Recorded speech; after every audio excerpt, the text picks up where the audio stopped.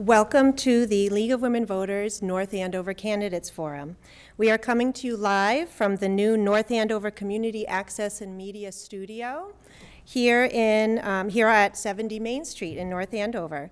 Brian Fraser, Susan Martin, and the staff here would be happy to have visitors. The doors are open anytime, so feel free to just stop by when you're walking down Main Street or set up an appointment to come visit. Anyone can become a member of the studio and support the work they do here.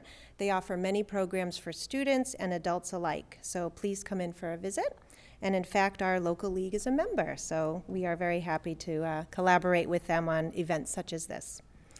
The League of Women Voters is a nonpartisan political organization for women and men, which encourages informed and active participation in government. We are celebrating 100 years of active participation this year, which is quite amazing. Tonight's forum is part of our voter education efforts, and we are actively looking for new members to help with events just like this one.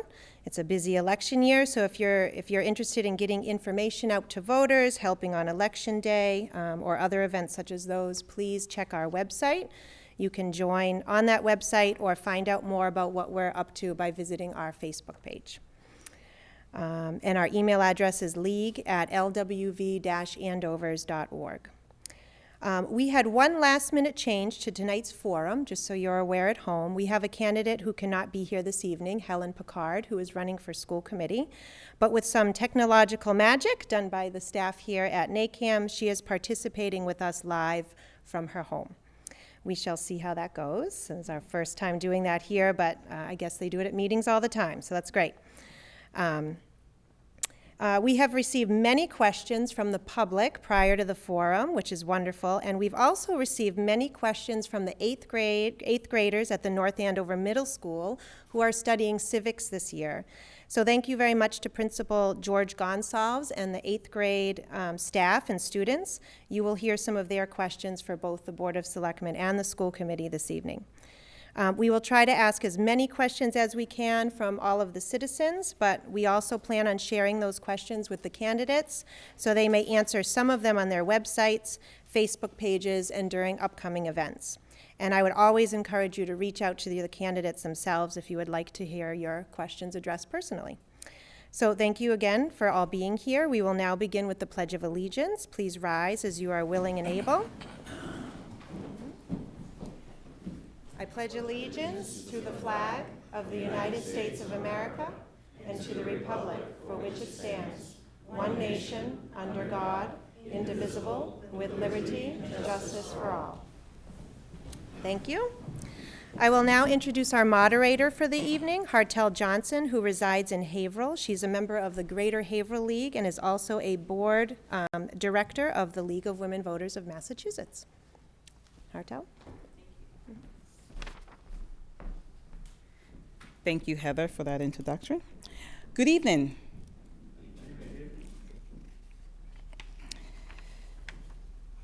Okay, let's see. Heather, I'm going to bother you for just a second for one of, yes, you did. That's okay. Thank you. All right. I know who I am. I just wanted to have the paper so I can see. Okay, thank you guys all for being here, and candidates, thank you for running. Hartel Johnson, and North Andover local election will be held Tuesday, March 31st at the North Andover High School. Voters will be choosing 2 selectmen, 2 school committee members, 1 of the North Andover Housing Authority, 1 representative of the Greater Lawrence Technical School Committee. Tonight's schedule will be as follows. First, we will hear from 3 of the candidates for 2 seats on the school committee, Kevin Doobie, and an incumbent candidate, Helen Picard, who is online, and Holly Lynch. I knew I wasn't going to get that correctly. I do apologize, Holly.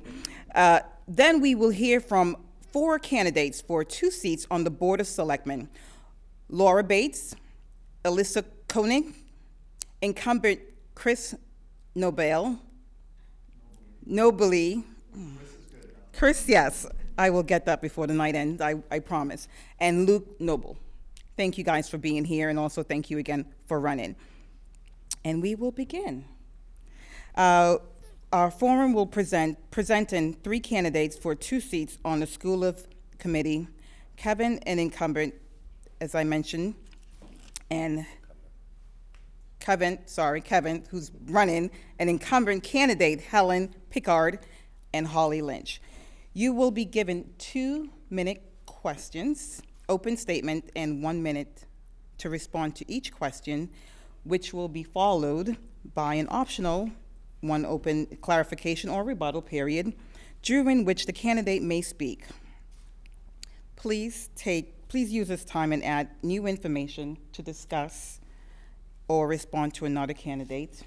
Again, we want to cover as many topics as possible. Okay. We also have we have some quick 1-word sentence or more or less 1 answer type question. Finally, each will end with 1-minute closing statement. You will be given open statement in the order determined by the random draw that you did earlier this evening, and we'll rotate the questions. Closing statement will also be made in order to determine by the random drawing. Now, for your opening statement, and I will start with Holly.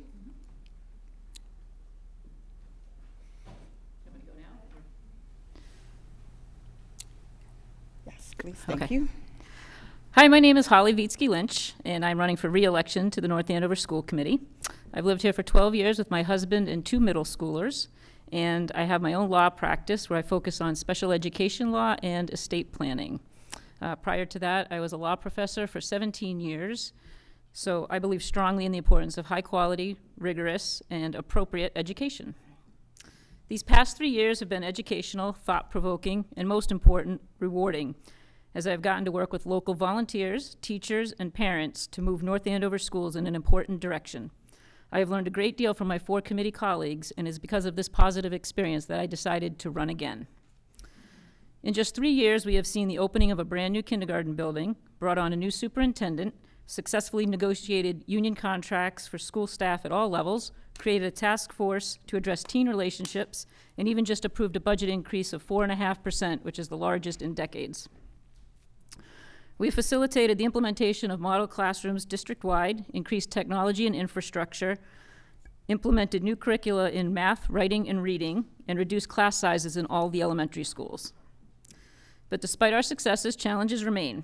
We have an overcrowded middle school, remain in the bottom 10% of per pupil spending in Massachusetts, and we must do more to reduce class sizes. Most important, we must ensure that our classrooms are dynamic enough to support students at every level, from those with high needs to our highest achievers. We need to make sure that teachers meet students where they are with differentiated learning, and that there's a spot in an advanced placement class for all those who qualify. We need to emphasize our STEM and STEAM opportunities with special focus on getting girls more involved. Finally, another issue that the committee has discussed in numerous meetings and that's important to me is vaping in schools. School discipline is a part of my law practice, and the number of vaping cases I have had in other districts has risen exponentially. It's rampant. Our teachers have done a really good job of educating the dangers of it, but we need to do more. Best way to reduce it is to prevent it before it starts, and I am out of time, so I'll stop. Thank you, Holly. Yep. Kevin? Thank you, Heather Hartel and League of Women Voters and North Andover CAM. My name is Kevin Doobie. I'm a licensed certified public accountant, a software developer, and former small business owner. I received my undergraduate degree from Salem State University and a master's in taxation from Bentley. My wife and I have called North Andover home for almost 20 years and have raised our daughters, McKenna and Jessica, here and currently reside at 76 Boston Hill Road. My daughters both attended Franklin Elementary and now are both at NAMS. My wife is an ELL teacher in Saugus.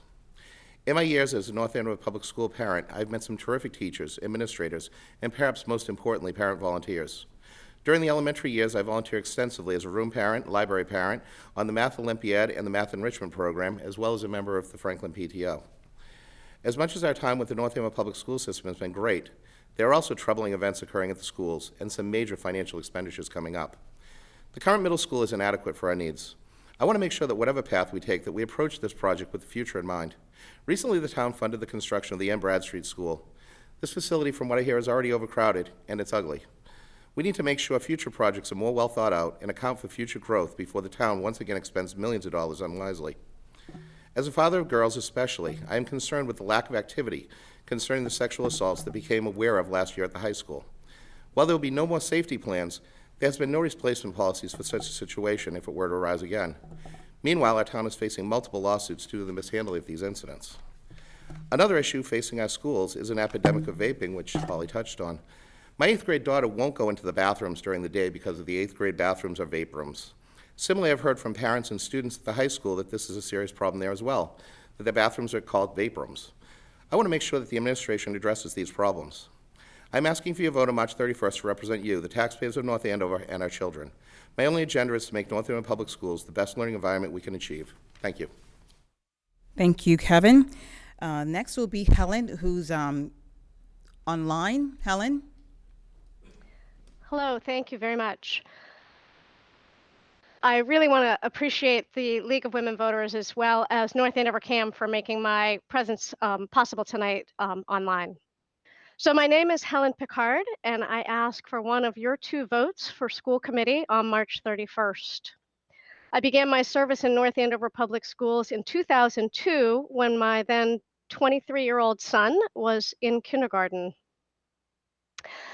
My responsibility there was as a member of the school council. The major responsibility of school council is school improvement planning. I did that at the Bradstreet School. I continued at the Thompson School and then on to North Andover Middle School on school council.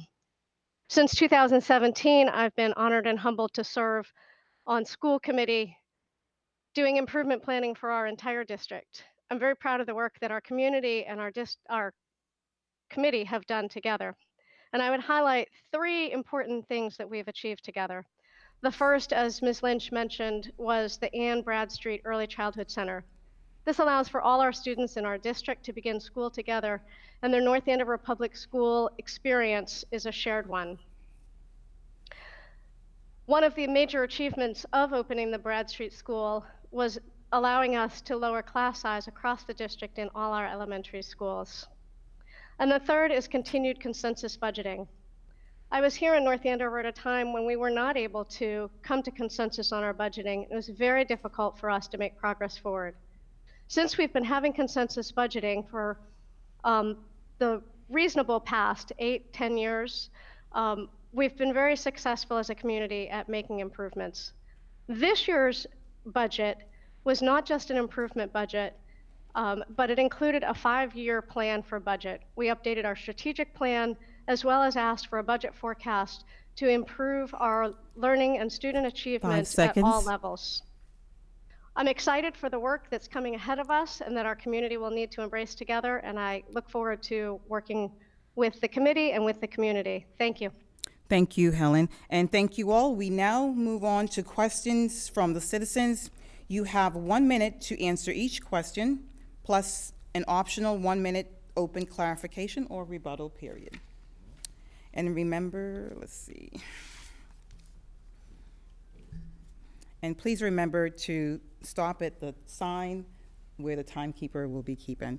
And Helen, I will continue to address you on your time as well online. My first question from citizens, this is on performance. What is your assessment of North Andover Public School current performance? That would be for Kevin? I'm first. Yes, you are. I think the North Andover Public Schools performance in many ways is great. The elementary schools that my daughters went to, Franklin was incredible. I really appreciated the experience there. They are currently having a great time at NAMS, and I've seen the curriculums that are upcoming for the high school. And again, it seems to be challenging. There's plenty of AP courses. I am quite happy about that. I mentioned in my opening the areas where I believe that they are failing. However, where our daughters have been unsafe at the high school, there's been a lot of issues. There's still issues around bullying and vaping and all that kind of thing that needs to be addressed. So while I think academically we're doing a great job, I think there are definitely areas that we could improve. Thank you, Kevin. And Helen, this question will be to you as well. What is your assessment of North Andover Public School current performance? Our performance is really good. Most of our students do very, very well. I just want to stop for just a half a second and let you all know that when I speak, the camera switches so that I'm looking at a picture of myself talking to you, so it gets a little weird and distracting for a second. So please forgive me if I seem a little strange and distracting. That's okay. But I think our public schools are doing a very good job with students, and our students are performing well. They've had increased performance on MCRAS continuously. But there are subgroups that are struggling within our district. We need to do better meeting our special education needs. We need to do better with our cultural competency understanding with adults. We need to do better with our class sizes at the middle school so that we can differentiate instruction in those places. We need to do better to ensure that our AP classes are available for those students who qualify for them. I'm very proud of a lot of the work that 5 we've seconds. done with bringing on new curriculum to support learning at all levels. Thank you. Thank you. And last, Holly. Much of what I'm going to say echoes what Helen just said. One of the ways we measure it is MCAS, and each of the years that I've been on school committee, I look at the growth from year to year, and we have gone up in every school, and also with the student growth. So that's a positive. We're trending in the right direction. We've had great hires with new staff and leadership at both the elementary schools and in the central office and in special education. So I know that the superintendent is constantly looking for ways to make the district better, and we're always looking to increase opportunities in various areas. That's something we always look at. Okay, thank you. Okay, next question is from a middle schooler. This will be, we'll start with you, Helen. And the question is, many 8th graders and citizens thought on building, addition, renovation the middle school versus building a new school or even adding a second middle school to address the crowd and student needs. What are your thoughts on that? Well, first of all, I would thank the 8th grade teachers for helping the students to formulate these questions and the 8th graders for participating at such an important level. We need to look at our middle school, and we had an idea. We've gone to the Mass School Building Authority 3 times to ask for funds to work on building a new wing to our middle school. We'll continue to do that. We're preparing to submit our 4th submission to the Mass School Building Authority, which would help us to make this an affordable process. In addition, we're parallel planning with our superintendent and our town manager for Facilities Master Plan 2 to address space needs at all our schools to make sure that our program and student spaces are appropriate for our students. The cost of new building is really exorbitant. I think it would be very difficult for us to fund an additional new building. But as we go through this process, we'll need to look at all the possibilities and all the spaces that are available for us to renovate, to increase, and to meet the student needs. Thank you. Thank you. And next will be Holly. So I agree, it really is one of cost. Not sure we can ask the town to support an entirely new school of that size.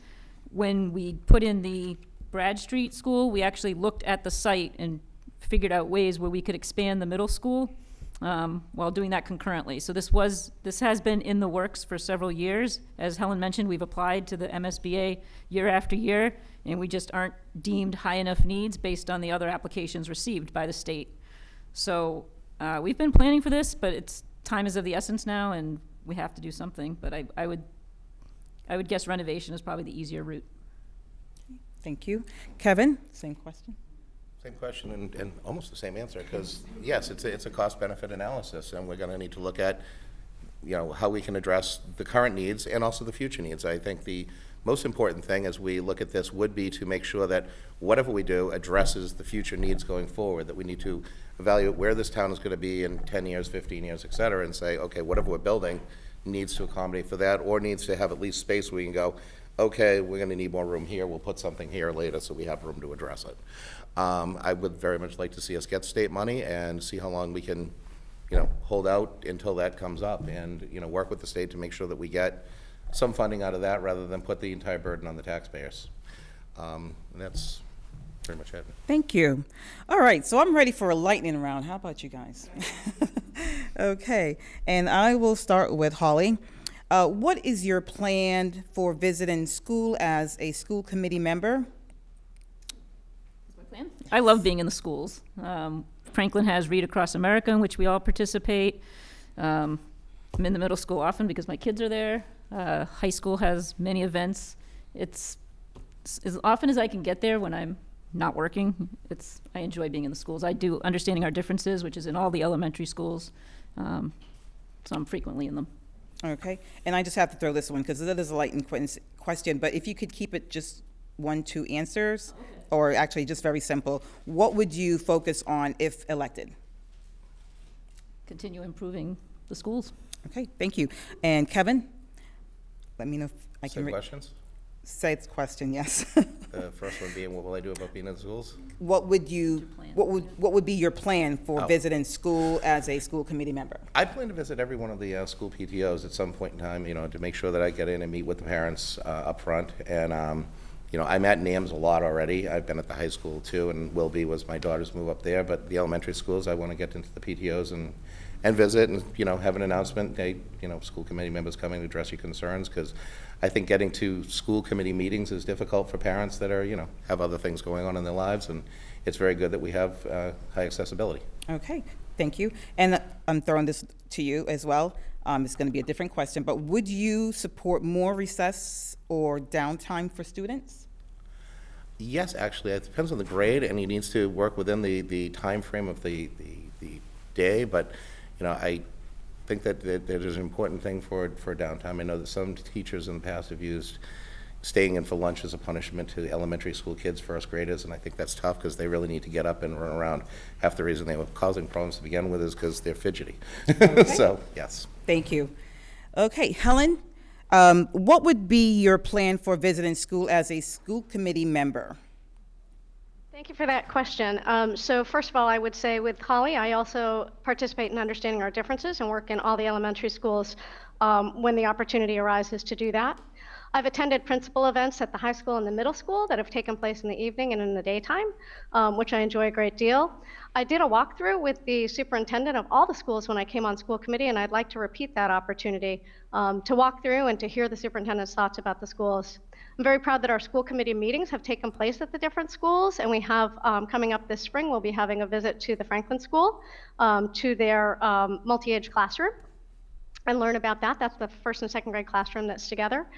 So those are some of the ways that I will continue to participate in the schools, as well as, special events, fun runs, other things that happen around the district that are accessible to us. Okay, and another one for you. Do you support one student, one Chrome policy for this district? So at this point, our student and Chromebook ratio is 1.3 students per Chromebook. And we track those carts, and we track what's used and how it's utilized in the curriculum. And we do not at this point have more demand for devices than we have access to devices. The one-to-one correspondence of device to student is a philosophy that's different from what North Andover Public Schools are trying to achieve at this point. Okay, thank you. All right, so next fourth question will be going to Kevin. We'll start with you first. How will you address various issues involving stress and anxiety and other social emotional issues for both students and staff in our school? It's an interesting question. I think it's important that we do address, I know students get stressed. My own daughter tells me all the time that she's stressed out about her grades, and we take time and talk to them.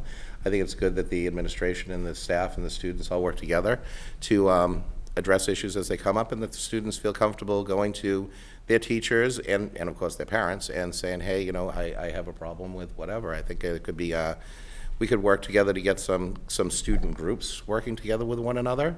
I know my daughter and her friends work very closely together with one another to relieve stress to one another all the time. They're always talking and being supportive of each other, and it'd be great to see more community groups like that established for the students. Thank you. And Helen, how would you address various issues involving stress and anxiety and other social emotional issues for both students and staff in our schools? So thank you again for this question. Part of my work with school committee is to serve on the Health Advisory Council. So we meet with folks from the schools, the social emotional learning director, the nurses, as well as folks from the community, the youth center, our community resource officer, our counselor that's available through the town side. And we all come together and we talk about this quite a bit. The way that we're addressing social emotional learning is by teaching specific skills. And when we're talking about anxiety, our nurses have a specific curriculum and skill set that they're teaching students to help them recognize when their bodies are anxious, recognize how to use their breathing, how to use their imaging, how to use other skills to bring down their stress and anxiety. And we're starting that at the elementary school. And 5 we're working seconds. clear through the high school with that. So that's really important work that we're doing with students as well as with teachers in our professional development. Thank you. Thank you. Holly? Yeah, so North Andover is actually one of the leading districts on this. When we brought on Nikki Murphy as our SEL coordinator, she created a curriculum that is serving as a model for towns around us. So I feel like North Andover we're leading in this area. As Helen mentioned, the nurses track the visits to the office every day, and every year at school committee we get a presentation, and the number of visits related to anxiety has increased every single year by a lot. So this is a very serious issue that faces our kids today, but North Andover is right on it. Thank you. Does anyone have any additional further to add? Anything further to add? Okay, thank you.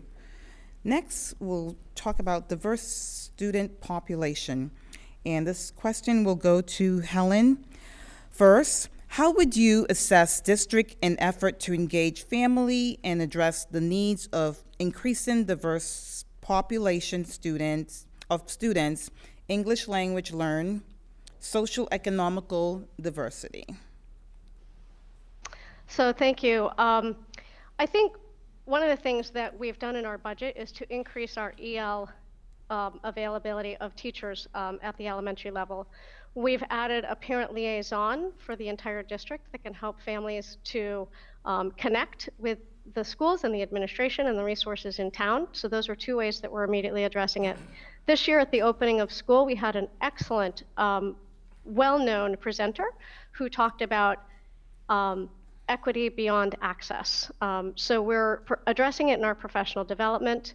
We're addressing it with our staffing, and we're offering opportunities for professional development and learning at all levels so that we can make sure that our students feel fully welcomed and our cultural competency is increased. Thank you. And Holly? Same question.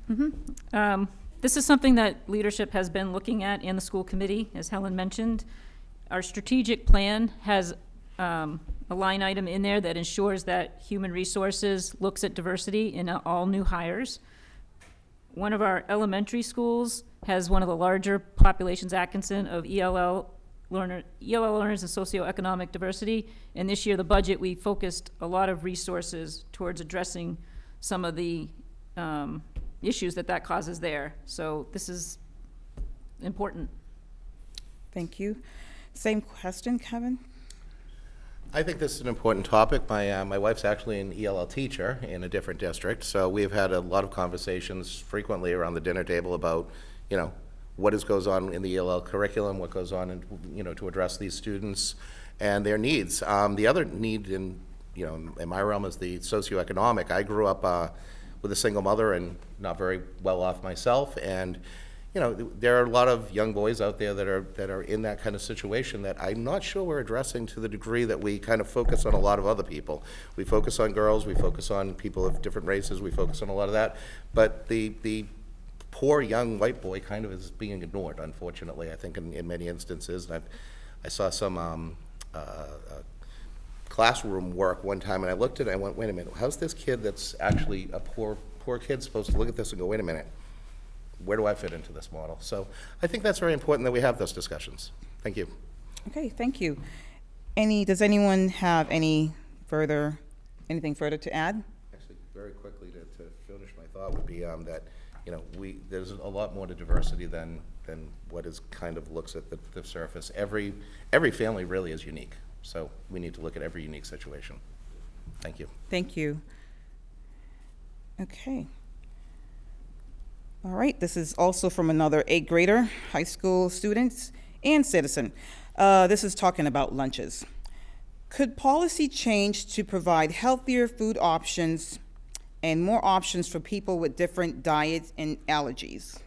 And this will start with Holly. Sorry, I'm looking at you. Sure. I would love to see that, actually. I am one of those people with dietary issues, and my children have some as well. And my daughter will tell you that we eat organic in our house and she hates it. So I would love to see it increased elsewhere so that they can actually buy lunch at school. Currently, they have to bring their lunch every single day because there may not be anything for them to eat. So I would absolutely support such a policy change. Thank you. I actually agree with you on that because I also have dietary issues as well, too. Kevin? I believe there should be an option available if students have dietary issues, and perhaps it's on a case-by-case basis of what dietary issues we know, but if there's students that have, you know, concerns of that matter, then yes, we should have something there so that there's a school lunch that they can eat. Okay, thank you. Helen, same question. Yes, so I would have to agree, and I would have to say that we're so fortunate. One of the other participants in the Health Advisory Council is Erica Murphy, who's the director of our lunch services, and she is very responsive to the needs and requests of families. Our policy on allergies and food allergies is addressed in that meeting as well.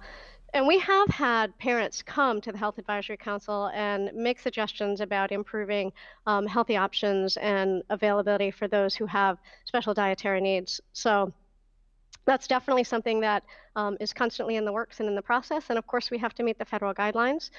So I know that when some of the guidelines changed some time ago, the high school students were less than happy with those changes. And we've been able to have some updates to those with recent policy changes as well.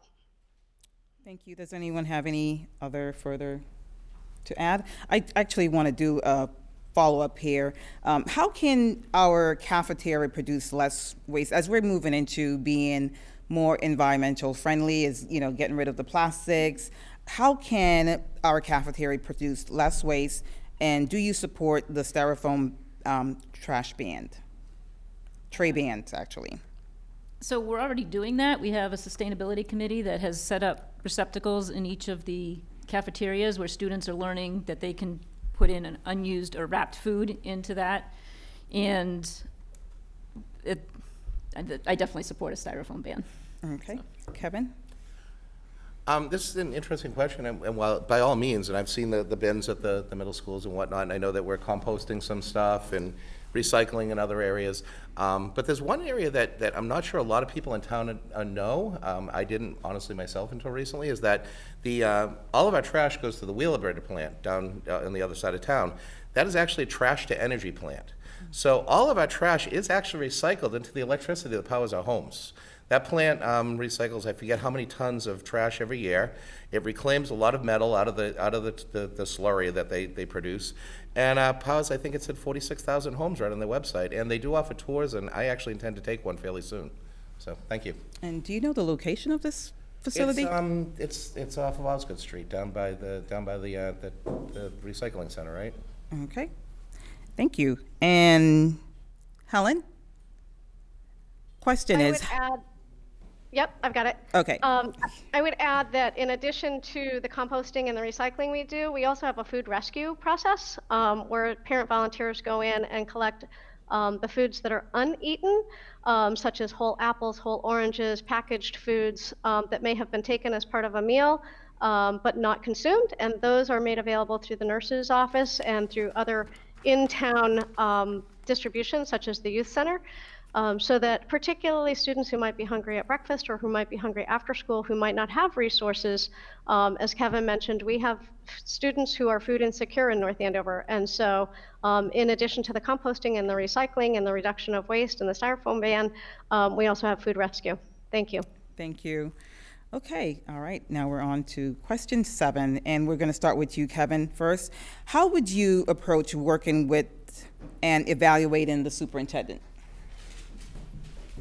How would I approach working with and evaluating the superintendent? I would approach working with and evaluating the superintendent as I've approached anybody else in my business life, as on a case-by-case basis of what's the issue, sitting down with the person and discussing the issue and coming to a consensus on our various views.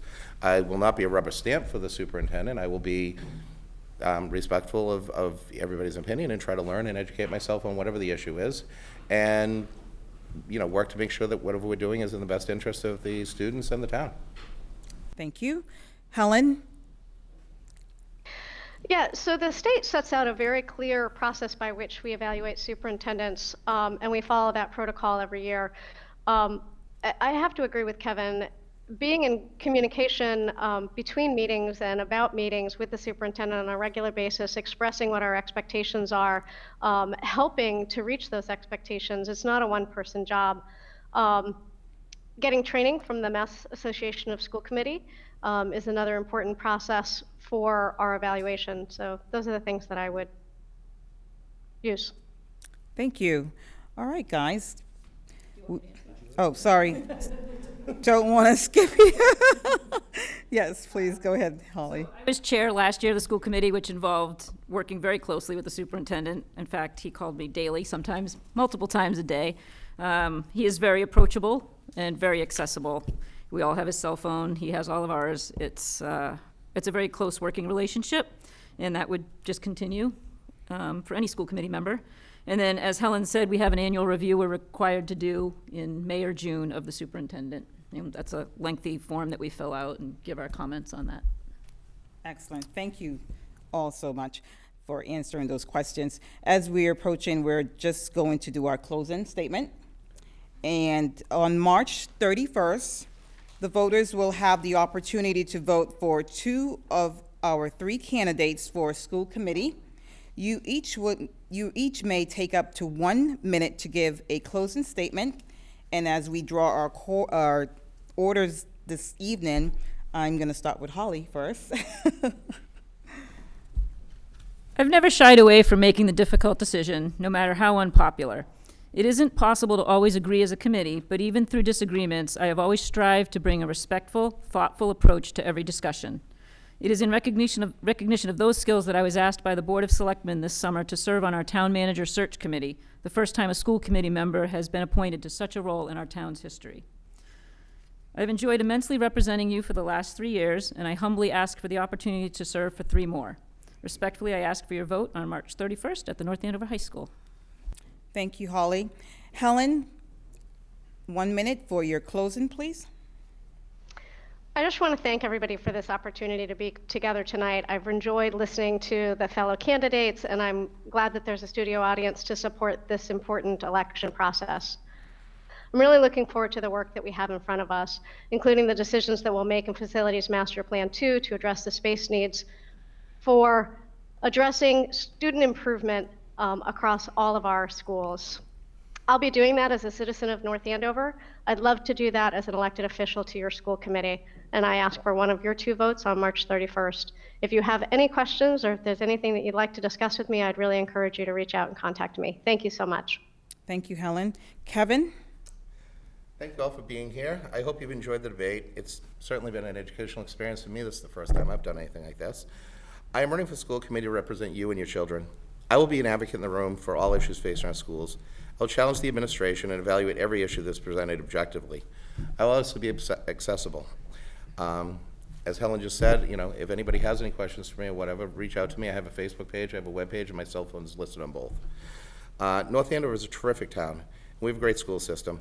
I wish to continue to build upon those things and make it great, fix those things that need to address, and guide the school department at the best path into the future. Respectfully, I'm asking for your vote on March 31st. Thank you. Thank you, and that concludes the school committee. And thank you guys for running.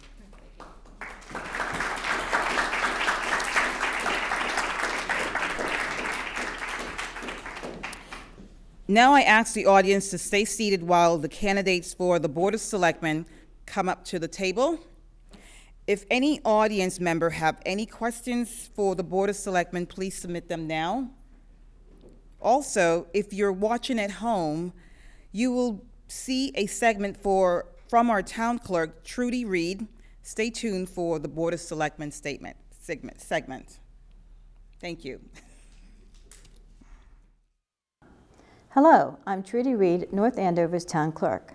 I started the position on December 30th, taking over the position after Joyce Bradshaw retired after 25 years of service to the town. Prior to coming to North Andover, I was the appointed town clerk in Lynnfield for 5.5 years, and before Lynnfield, I was the elected town clerk in Wenham. Prior to my first position as town clerk, I worked elections for 10 years.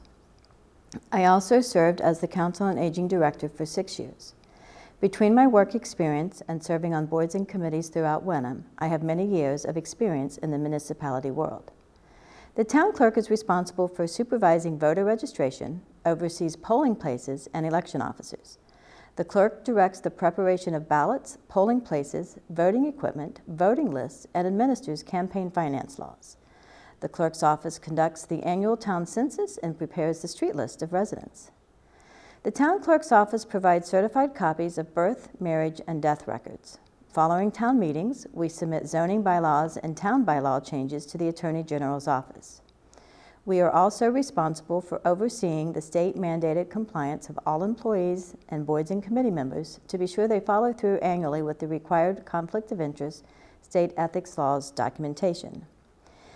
In all that, we also issue marriage licenses, dog tag licenses, underground storage, business certificates, raffle permits, and municipal licensing applications.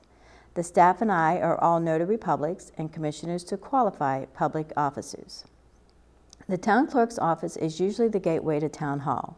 Residents will often stop at our counter first to inquire as to where they should pay their taxes, who they can see about their plot plans, and we are always happy to direct them to the correct office. I look forward to meeting many of you, whether at Town Hall or at one of the many elections that we will have this year. 2020 is a very busy year for elections. We just completed Super Tuesday, and before we know it, the annual election will be here, which will be Tuesday, March 31st. The annual election is a time to elect your local officials. This year on the ballot will be 2 seats for Board of Selectmen, 2 seats for School Committee, 1 seat for Housing Authority, and 1 seat for the representative for the Greater Lawrence Vocational School. The election will be held at the North Andover High School. The polls are open from 7 a.m. and will close at 8 p.m. We have absentee voting for this election, so if you're not going to be in town during the polling hours, have a medical or religious reason, you can vote by absentee ballot.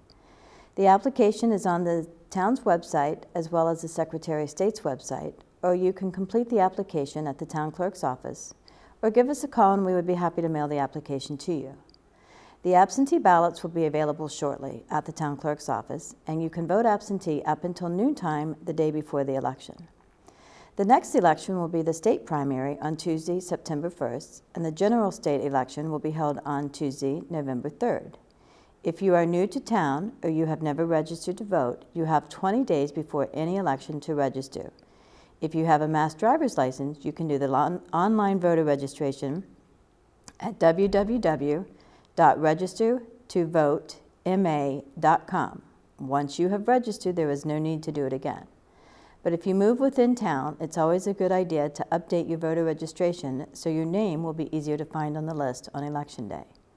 One way to keep your name active on the voters list is to return the annual census every year. The census is usually mailed early January. All you need to do is confirm the information on the form, include any updates to the household, and return the form to the clerk's office. If you are still holding on to the 2020 town census form, it's not too late to return it. New to Massachusetts in 2016 was early voting. Many people love taking advantage of early voting, so they don't have to stand in line on Election Day. Mass will not have early voting for the September primary, but there will be 2 weeks of early voting late October for the November 3rd election. To keep up to date on the election details, such as the date and time, watch the local newspapers, town's website, and social media for updates as each election day approaches. And if at any time you have any questions about the election process, feel free to give me a call. Elections is one of my favorite aspects of the job. If you would like to get involved in working on Election Day, stop by the town clerk's office or give me a call.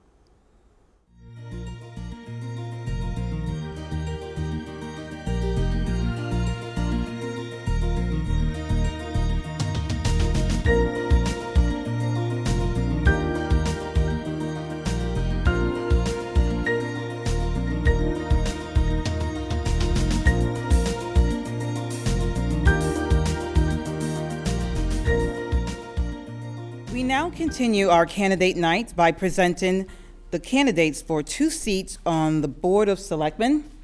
We have Laura Bates, Alyssa Conan, incumbent Chris Nobley, and Luke Noble. The rules of this segment are as those of the school committee segment, the same. So you will begin with 2-minute open statements. And as we had our drawing earlier, we will start with Luke. Perfect. All right, good evening. My name is Luke Noble, and I would first like to start by thanking the League of Women Voters, but also NACAM for hosting the Candidates Forum tonight. My wife Amanda and I chose North Andover to raise our family. North Andover has a lot to offer and is not short on its culture, traditions, and belongingness. I'm a financial planner and run my own financial planning practice. My wife Amanda is a middle school teacher who recently earned her doctorate in leadership and schooling STEM education, and we are very proud of her for that. I've been part of the Sergeant PTO for the last 4 years and the room dad the entire time, and also volunteer a lot at the North Andover Middle School as well as the Sergeant Elementary School. Amanda and I couldn't think of a better place to raise our children than this town that we love. My mother used to say, actions speak louder than words, and I believe that a person's actions speak volumes.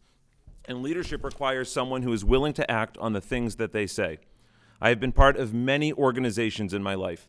I can proudly say that I have been a founding board member of 3 North Shore and Merrimack Valley organizations that have grown from just a few of us to now serving hundreds of people all over our neighborhoods and bringing in thousands of dollars each year, right in our very own communities. On the board of the Megan House Foundation, we provided residential treatment for young women suffering from addiction. At North Shore Pride, we educated communities to help end harmful discrimination and intolerance. At the MetLife Center for Special Needs, I advocated for families to maintain benefits that could otherwise be disrupted through poor planning.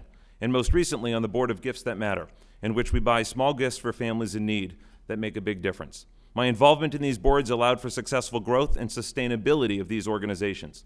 When I commit, I give it 100%. It is just who I am. In my financial planning practice, we work with individuals, families, and small businesses to develop long-term sustainable plans. My main objective on the Board of Selectmen will be to advocate for the people of North Andover. I believe that local government is about being the voice of the people who elect you. And when people hire you to do a job, you work for those people. I'm asking for your vote and the opportunity to serve as your selectman on March 31st. Thank you, Luke. Alyssa? I want to thank everyone who put this together. This is an amazing opportunity for our residents to be informed voters, which I feel is so important going into any election to really understand the candidates, where they're coming from, and what they stand for. So I appreciate this opportunity that this is put together for us. For those of you who don't know me, my name is Alyssa Koenig, and I'm running for Selectman. I have been a member of the North Andover community for almost 6 years now. I'm the mother of 4 children, 19, 16, 4, and 18 months. I'm also an attorney in Boston, but before you hold that against me, I am a plaintiff's attorney. I do work for people, and that's where my strengths are. In my practice of law, I work for people. I work for real people in all facets of life, in all diversities of life, in all phases of life. It's my job to get to the bottom of their true concerns so that I can help them in the ways that are most beneficial to them. And that's what I want to do as a member of the Board of Selectmen. I want to listen to the people. I want to find their true concerns, and I want to find a way to reach resolutions to those concerns. As your selectman, I know we have a lot of changes that have come about in town. I know that we are gonna come with challenges with those changes. Things that are gonna come up unexpectedly. That's common. These are things that happen.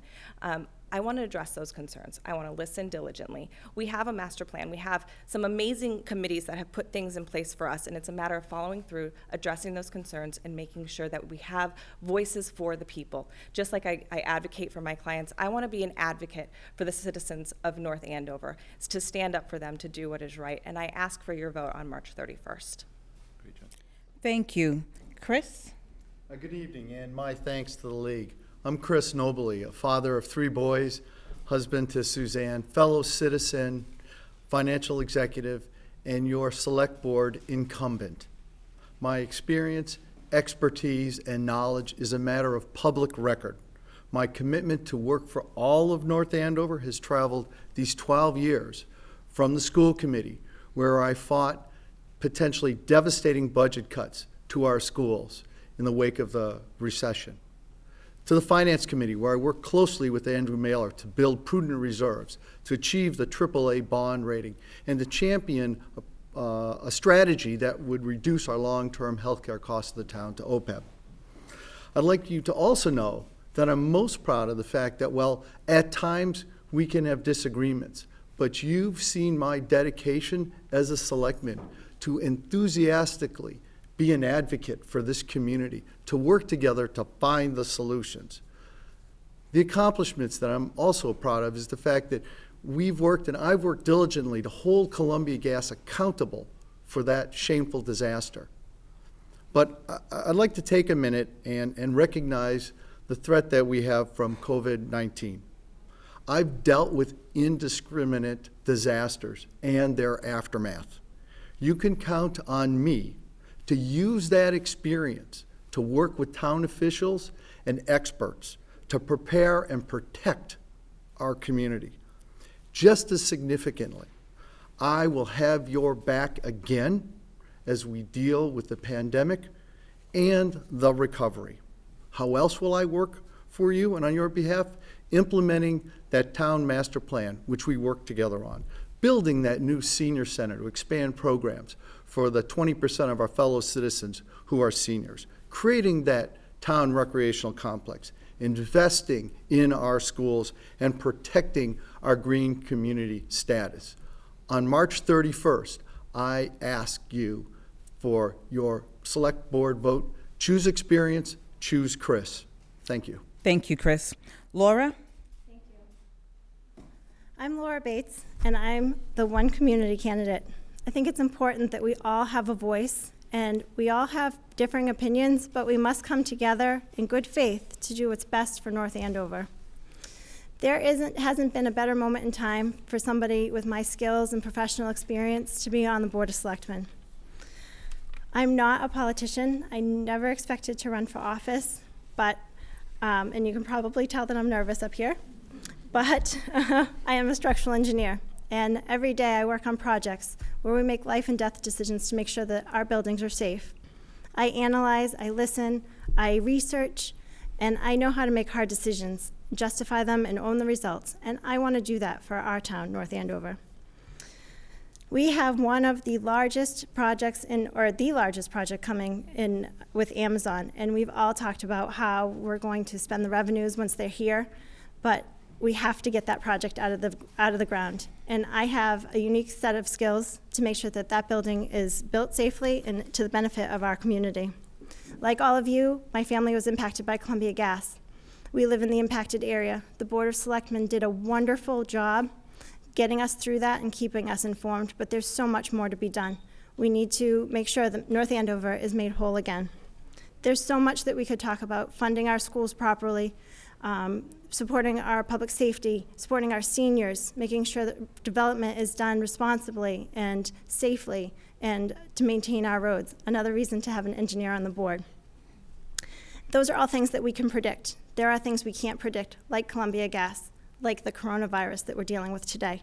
I'm ready to take that on. I'm pragmatic, I'm thoughtful, I'm collaborative. I like to work with people, they like to work with me. I don't have any political interest other than to do what's best for our town, North Andover. Thank you. Thank you, Laura, and thank you all. We now move on to questions from the citizens. You have up to 1 minute to answer each question, plus any optional open clarification or rebuttal. We're going to touch on many issues, so please try to stay on the subject of specific question and move on to discussion along. So we're going to start with you, Laura, and it's going to be on housing. What are your thoughts on housing inventory and availability of affordable housing in the town? So affordable housing is really tough across the state. We're all striving to, we know it's really expensive to buy a house, and I think that we really need to work hard to get to that 10% in town so that we have options for young families and for people just starting out to be able to live in town and enjoy the service, the beautiful town that we've all loved. And we really need to focus on that. And I believe that there's something in the budget for a consultant for affordable housing. And I look forward to working with them and making sure that we are moving in the right direction and providing all of that and doing it in a reasonable and safe way, and not supporting our neighborhoods. Thank you, Laura. Alyssa? Yes. Thank you. I believe affordable housing is important in North Andover. We have, our median home rate, I believe, is somewhere around $484,000, which I discussed this with my partner. I'm like, how is that the median home income? It's so hard to even find a home under $500,000 in North Andover. They're rare to come upon. But it is important to have affordable housing that is actually affordable, not only for young families, but for our seniors. Our seniors come with so much experience, knowledge, and offer so much to our town that I think it's important for them, especially the ones who have been here for so long, to be able to have a place to live out their life and to be an active part of this community. So I'd love to see that, to be able to have them as an integral part of our community as well. So it is important to keep that affordable housing, to be mindful of the percentage of affordable housing in North Andover, and make sure that it's occupied with people who need that. Thank you, Alyssa. Chris? So it's wonderful actually to have this question, because there's a lot of discussion that rolls around recently about development, and the focus of it has been in some ways a little concerning to me, because it's hard to have it both ways. It's hard to say we want to contain development, but we also want to be a welcoming community. That's a hard challenge. The reality of this is, though, we have a path to do this. And so when we pull back from the rhetoric about can we have development, should we have development, the reality is this town grows because it's an attractive place. We have many things that make it valuable and appealing to folks. And to balance that requires a plan and a strategy. Fortunately, when I came aboard to the select board 3 years ago, I championed the effort to put together a master plan. That's now in place. And as a selectman, we've been working on putting together a committee to implement that. And one of the major components of that is determining how to accommodate all the needs, including affordable housing. We have a way. Thank you, Chris. Luke? So affordable housing is it's a great question, because affordable housing is a statewide mandate. The reality is that across the state, Massachusetts, the Commonwealth, wants towns and cities to be able to have affordable housing. And affordable housing is very important. You need to have it because the state requires it, and it's something that we as a community want to make sure that we have. But there is the reality that a town like North Andover bears the brunt of a lot of this, because we have the open space and the open land. So I would ask this question to the voters of North Andover. Do you want our community to continue to be built upon at massive levels just so we can meet these quotas, develop at levels that I believe are not sustainable? Or do we want to rein that in a little bit and be a little bit more thoughtful? So yes, the answer is, of course we want to meet our quotas and have affordable housing, but let's do it thoughtfully, and let's put the seniors at the forefront of any affordable housing decisions that we make. Thank you, Luke. Does anyone have anything further to add? Absolutely. We have a moral obligation as a community to accommodate and to be welcoming. And while this is a state mandate, there's a reason why it's a state mandate. It's the right thing to do. And we don't have as many choices until we get to that 10% threshold. So our best approach is to embrace it. And one of the tremendous things that's also on the horizon, which maybe we'll get a chance to talk about tonight, is the potential to work with the owners of Royal Crest and how that can be redeveloped. There are many strategies to do this that don't necessarily compromise the culture and the history of this town, but it requires people sitting together at the table and working through the tools and the process that have proven itself. Thank you, Chris. Anyone else? I just want to add too, I think it's very important as we include everybody, and we can't include everybody obviously because we're limited on the resources that we do have, but we want to focus on having a well-rounded community. We don't just want one group of people. We want to include a large, diverse community that our children can experience, grow up in, and see. And I think diversity and well-rounded, having a well-rounded community is also very important as we consider housing in our community. Thank you, Laura. Next question.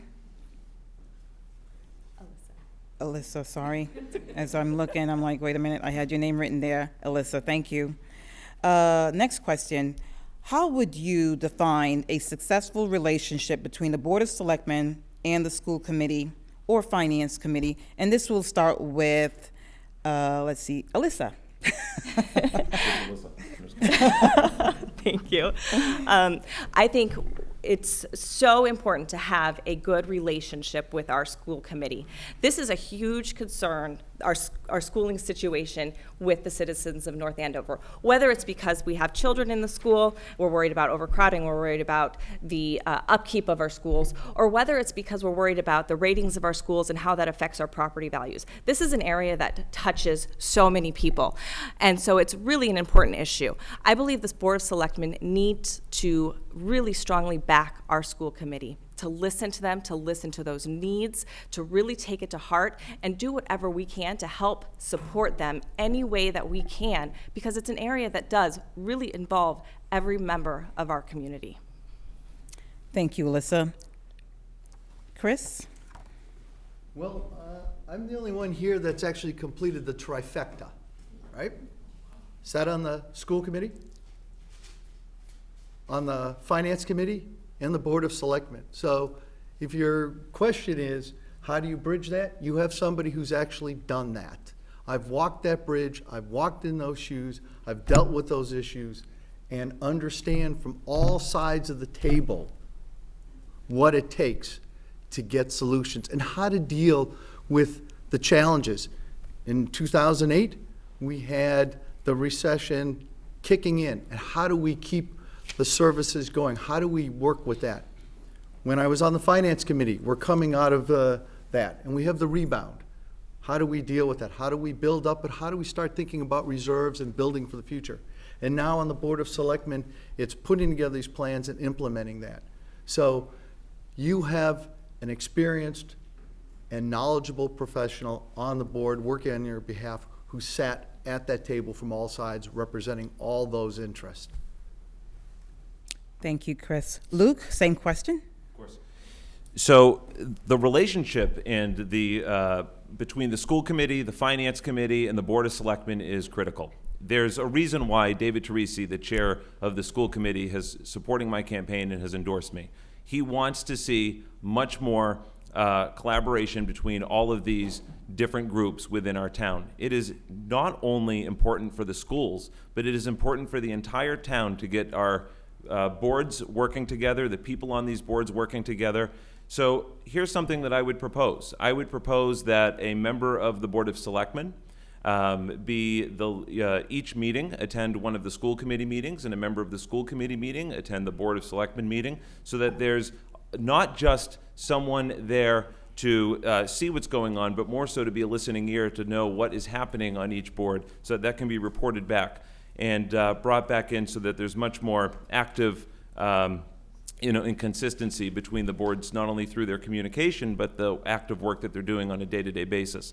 Right now, the boards meet, I believe, only once a year, and that's just simply not enough. If you talk to the members of the Finance Committee is a team of people who give so much time that their insight is so important and critical to the board. I think it would be very helpful. Thank you, Luke. Laura? I do agree that the collaboration between the selectmen and school committee and finance committee is vital. We all need to participate in each other's meetings, know what's going on. We're all working together. It's important. The schools are they're near and dear to my heart. I have 2 little boys, and they'll go through the school system. I've been on the PTO at Atkinson. I've seen what, the inside and see what's happening and the needs of the schools. And I really think it's important for all of our leaders in town to be in constant contact and attend meetings and find out what everybody needs so that we can work together and, find whether it's the money or the resources to make sure that those goals are achieved and we can work together and really make North Andover continue to make North Andover somewhere we're proud to be. Thank you, Laura. Does anyone have anything else to add? Yes, I would say I appreciate Luke's proposal. We put that into place in a Board of Selectmen meeting about 2 months ago when Melissa Rodriguez, our town manager, came to us as a board and said, this worked in Sudbury, and what do you think about this? And we've had informal relationships in working with these different committees, and so we took all the different committees in town, and there is a Board of Selectmen delegate and connector to each of those committees. As a matter of fact, if you watched our selectmen meeting Monday, you would have seen Regina chat and bring in folks from the youth center. So I am the connector, I am the liaison to the finance committee. And so we have this in place. It's a great idea. I'm glad that we've got it formalized. So yeah, great idea. Glad we're doing it. Thank you, Chris. Anyone else? Yeah, I would just add that right now, the school committee, the Board of Selectmen, our finance committee, these are all people who give a lot of time, and I know that there's a lot of volunteering that goes into these positions, and we're very fortunate to have a lot of talent. The general consensus amongst the organizations right now is that there's not enough continuity. So whatever's been happening over the last few years is one thing. It hasn't been enough to really deliver the continuity that the boards all want. So I would argue at this point that we need to do a better job with that in moving forward, because we can't look backwards. We can take steps to make sure that that happens. Thank you, Luke. Next question is talking about budget. When Hillwood Development Corporation finishes building Amazon in the Aussie is projected, Aussie, is that Aussie? Aussie, okay, Aussie. It is projected that the town revenue will increase by over $3 million per year. How will you propose these additional revenues to be allocated? And I will start with you, Chris. Well, we've got to get there first. Right? We're in the negotiation. So before we start spending, and I think that's something that everybody's mother told them at some point, don't spend the money before you have it. There's a great opportunity ahead on that, but we have to finish that negotiation first. Then we have to really take a look at what our needs are, right? And that's where the 7 years of consensus budget, that's where having a town master plan it is staying focused on the needs and the strategies that have allowed us to be a financially stable and strong community. We have clear and consistent buildings and program expansion. And so it's not just about the schools, it's about the scope of what happens in our schools. It's what happens in our new senior center. It's expanding those services to the needs that this community has. And that's where your participation, coming to the selectmen meetings, coming to open comment, tell us what you need. This comes from the community, not from the select boards down. Thank you, Chris. Luke, same question. Sure. No, I think actually there were some parts of that I agreed with. There's And Chris said that very well. The reality is that you don't want to spend money we don't have yet. And right now, although this is very close, we're not 100% there. So if we eventually can get Amazon coming to town, and we know that we have these revenues, and they're estimated to be about $3 million. I would rather us make sure that that money is not earmarked or allocated or something towards something yet, but instead that we are using that to hedge off from what I anticipate, which is through massive growth and development in this community, we are seeing our schools feel a lot of pressure. Our class sizes are increasing. All of us parents know that very well. And the schools need more money. They're asking the town for more money. So I'd rather use these resources and use this money to prevent us from having to burden the seniors in this town that are getting forced out of their homes because of the rising costs of property taxes. So before we push for some type of an override, I'd rather see us be able to be more responsible with the money that's coming in and use that to help hedge off any future increases that we're going to have to expenditures later. Thank you, Luke. Laura, same question. Totally agree. We need to get the project out of the ground before we start spending the money. We have a wonderful master plan, which I think is great. We have a vision. We know where we want to move the town. And that master plan supports so many good things, not only just the schools, but preserving open space, our public safety, part of facilities master plan too, I believe, is a fire station. We need to continue to support our services as the town grows. We need to, and we do need to make sure that all our citizens are taken care of, the seniors, our families, our children. And I think that we need to not spend the money yet, but once we have it, we need to do it in a responsible manner, continue our AAA bond rating. I mean, we have that because we've been responsible to date. And I think that once Amazon here, we can look towards the master plan and spend that money wisely. Thank you, Laura. Alyssa, same question. Thank you. To avoid the risk of sounding like a broken record, I agree that we can't count our chickens before they hatch. So I changed it up a little bit there. That's a good expression. That's a good one. That's a new one.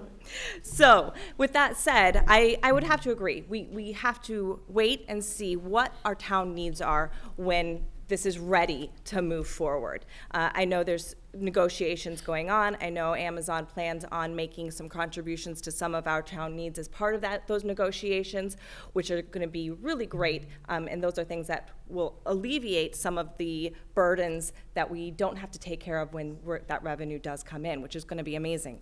But it's also we have so many committees in our town. It's coming together with those committees, with the schools, with senior and elder services, looking at our OPED liabilities, where we are with that, anything else that we have outstanding, and allocating it at that time. But we definitely have to wait at that point to see what our needs are in the community. Thank you, Alyssa. Does anyone have anything further to add? Well, I would just add that we've built reserves over the last 10 years from $600,000 to almost $21 million. And that braces us for a future that may be coming a little faster financially than any of us expect. And so when you talk about burdens and taxes in this town, let's also recognize that we are, to comparable communities, we are at the bottom threshold, bottom percentage in terms of commercial carry. 85% of the real estate revenue comes from homeowners, from us. Commercial real estate is only 15%. And the way that burden gets more balance is by attracting the right kind of commercial development.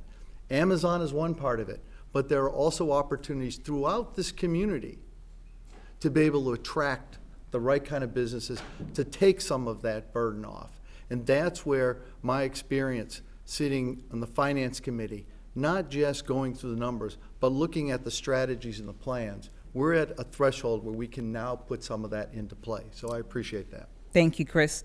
Anyone else? Yeah, I'll just add to that real quick. And I have to apologize. I know I'm going over every single time. My wife warned me that was going to happen. All right, so So I mean, I agree. Obviously, increasing the commercial would be great for us, right? We want to increase the commercial percentage to the tax base in our town. And if we can do that successfully, that's a win for us. We needed to get better at that. I would argue that we try to relieve some of the zoning restrictions on the commercial industry and try to help, instead of rubber stamping to a large extent, some of these mega complexes going up all over our town. The reality is we're facing a lot of financial issues because we have developed and built at levels that are simply unsustainable. And I don't know why we don't address the elephant in the room. The reality is if we build at these massive levels all over town in these mega complexes everywhere, our schools are going to see it, our roads are going to see it, our infrastructure is going to see it, and guess who pays for it? We, the taxpayers, do. So let's be thoughtful about it. Let's think about these decisions today and what the long-term sustainability measures are for that for the future so we can make sure that our schools are good, our teacher ratios are adequate, and our roads are in fact used properly. Thank you, Luke.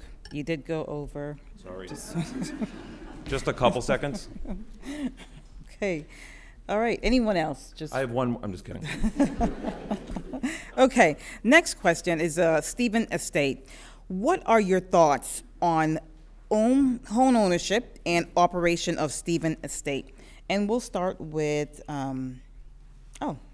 Luke. Are you sure? You sure you want to do that? Well, so the Stevens Estate. Listen, this is important. The Stevens Estate was purchased by the town of North Andover at a time when financially they had to pursue an override, a debt exclusion to make this purchase. They went on a risk and they made this purchase so that they could preserve the Stevens Estate for what it is today, and it is something that this community loves. It's a absolute gem for this community. And the Board of Selectmen, 4 out of 5 members of our Board of Selectmen said we want to get rid of the Stevens Estate and all of the beautiful land around it. That's really dangerous for this community because when the community had a chance to speak, it was only Rosemary Spadalia who actually voted against it, and when the town had a chance to vote on that and speak on that, they were overwhelmingly against selling it.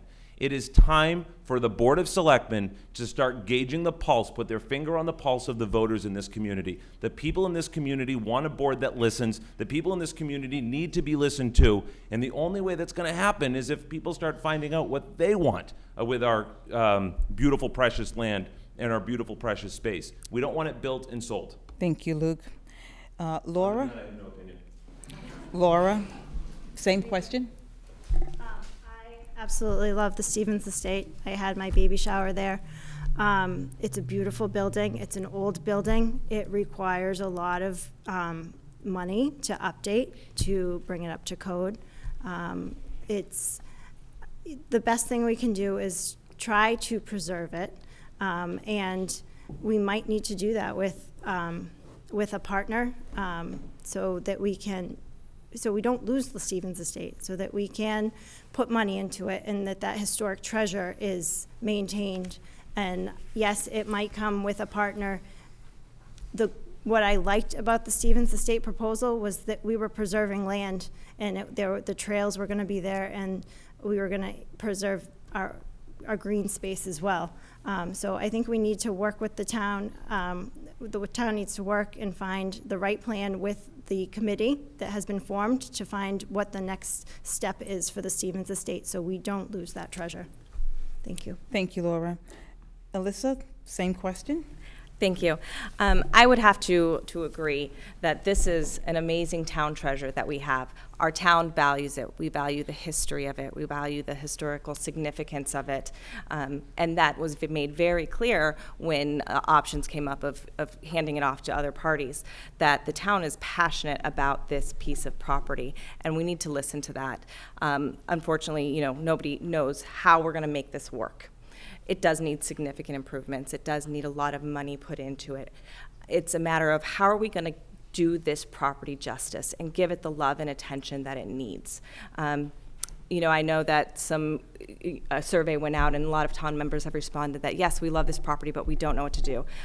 There's a committee in place that's going to kind of evaluate all those options. I think if I had the immediate answer, maybe you would elect me immediately, but I don't. But I believe that no matter what we do, we need to make sure that it is preserved, that it's taken to heart, and that we give the property the love and attention that it deserves. Thank you, Alyssa. Chris? Well, That's exciting, Luke. You know, your take on this. It's important to attend town meetings, and if you want to be a voice for a position, and certainly as representing the people, attending town meeting consistently is the way you are informed and the way you understand what the feel is in the community. And one of the things that I find a little disturbing is a characterization that the selectmen wanted to get rid of it. No, we were finding a way to keep it within the community by having another group operate it. We want to preserve that land, and one of the things also that was particularly disturbing was we had the opportunity on that floor to put the land, all the land that we walk and hike on and take our dogs on, to put that into reserve. And there was a decision on the floor not to do that. We wanted to do that as selectmen. You chose not to. But we've got an implementation committee led by the selectmen to figure out what the best solution is, and that's underway now. Thank you, Chris. Does anyone have anything further to add? So, shockingly. So yeah, I mean, I do think that having a committee that is in place, like the Stevens Estate Committee, is important. That Stevens Estate Committee should not be just people who represent the majority of the board that were clearly not connected with the voters of North Andover. I think it makes sense to put on that committee people who are actually in line with the majority of the people in town who wanted it preserved and preserved properly. Now, I don't know exactly what the answer is. The people spoke, though, and I think the town meetings and the opportunity to hear from the voters is the single most important thing. The people in this community speak. It's their tax dollars. Every person up here is applying for a job to work for the voter, to work for the people of North Andover. And if elected, our obligation is to make sure that the town has an opportunity to get a diverse group of people to a committee that can present the best options to make sure that the Stevens Estate is maintained and sustained. Thank you, Luke. Anyone else? Are you aware of who the chairman is of that committee? Of the long-term implementation, and the long-term committee for the Stevens Estate? Do you know who the chairman is? Who's the chairman? Okay. So the point is, we wanted to put together a committee that would have the expertise to investigate and find the best solutions out there. It wasn't about positions. It's about a group coming together and making the best research to find a solution or possible solutions for the town. It's not about reinforcing or having one way or the other. The first person appointed to that committee was somebody who was adamantly against what was at town meeting, what was presented at town meeting. That's what you do as a selectman. You bring people together and you find solutions and you work through that. That's what you're going to see. And I'm excited that by this fall, possibly this winter, that committee will have their results. And that's where we'll have an opportunity to speak. And I will support whatever decision they make. Thank you, Chris. Okay, moving on to a more lightning question. What would you like, or what would you want to focus on if elected in office? What's it do? Me first? That would be Laura, sorry. If elected to office, I really want to work on making sure we have reasonable development in town. I want to make sure that we revitalize downtown and we attract small businesses and we make it a good opportunity for them and make it easy for them to come to town.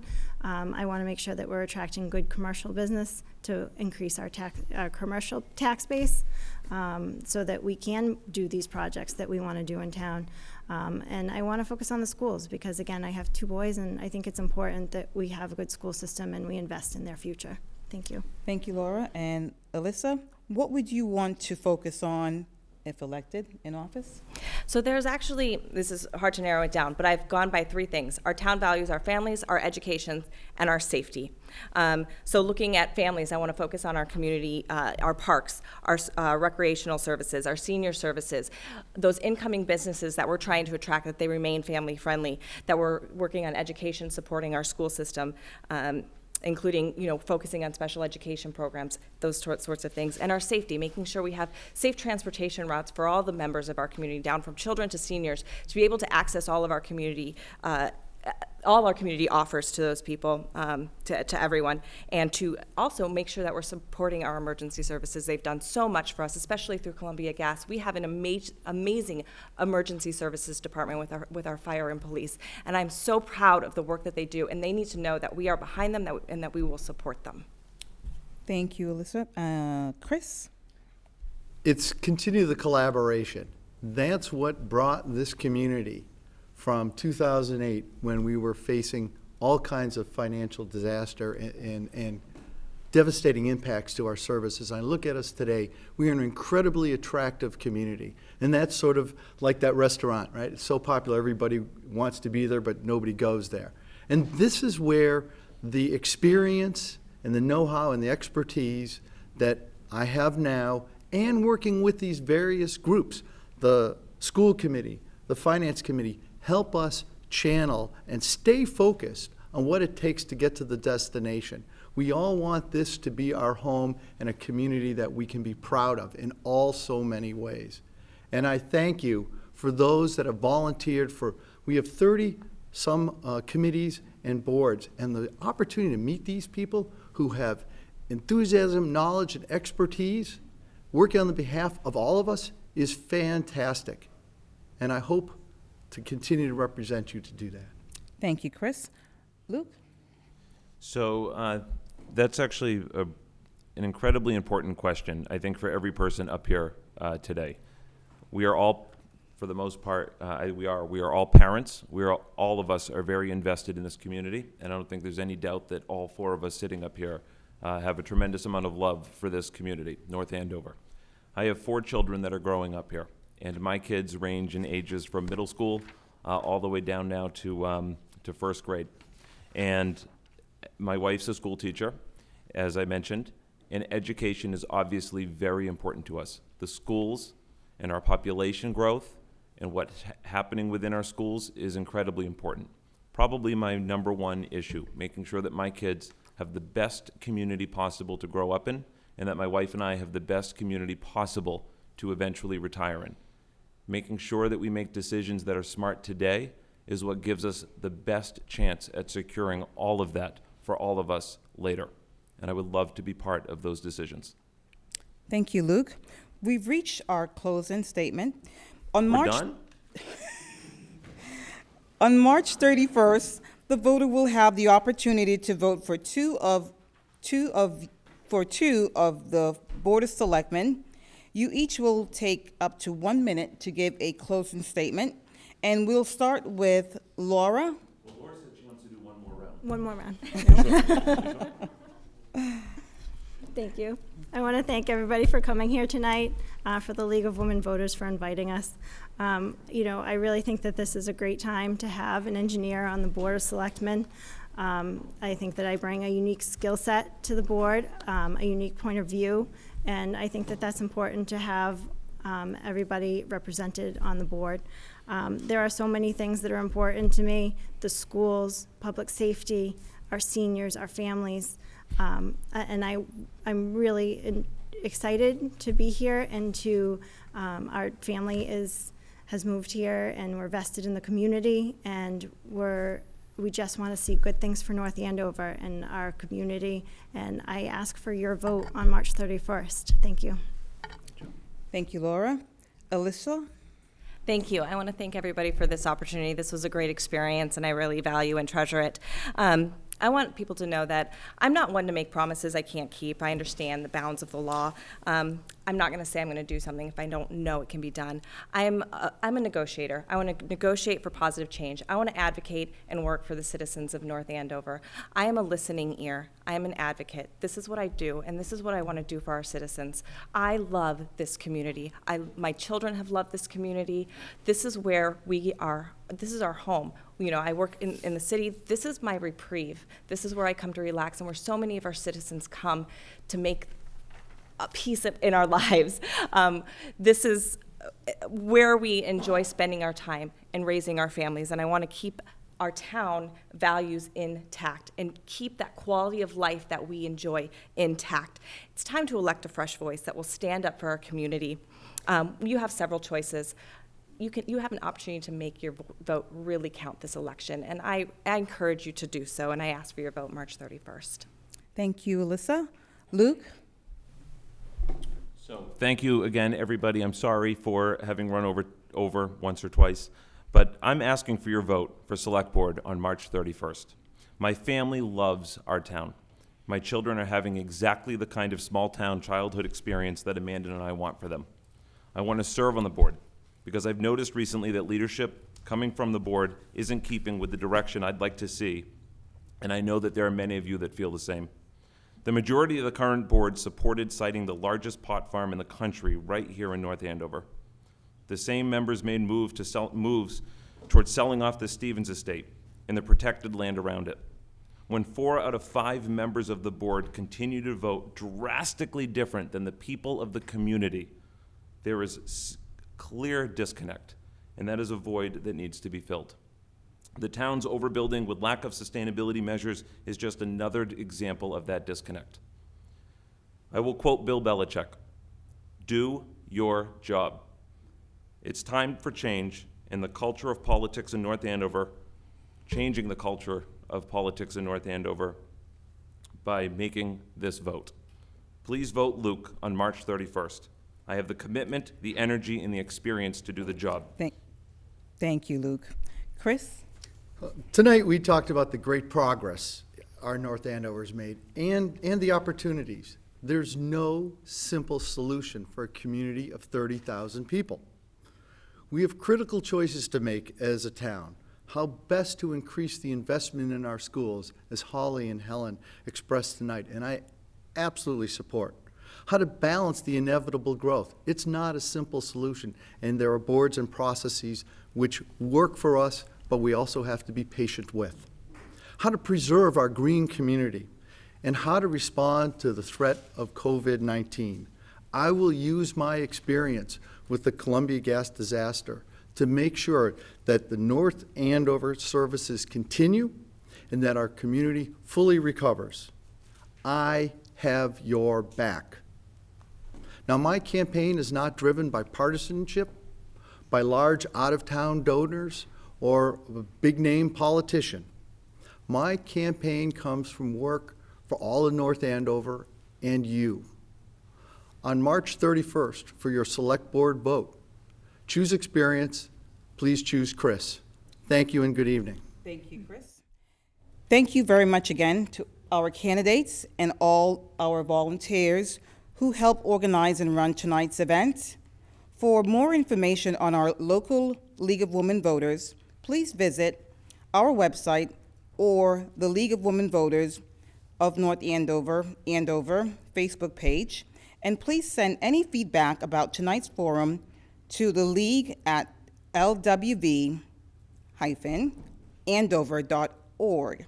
Most importantly, remember to vote Tuesday, March 31st at the North Andover High School. Polls are open from 7 a.m. to 8 p.m. Thank you and have a great evening. Thank you.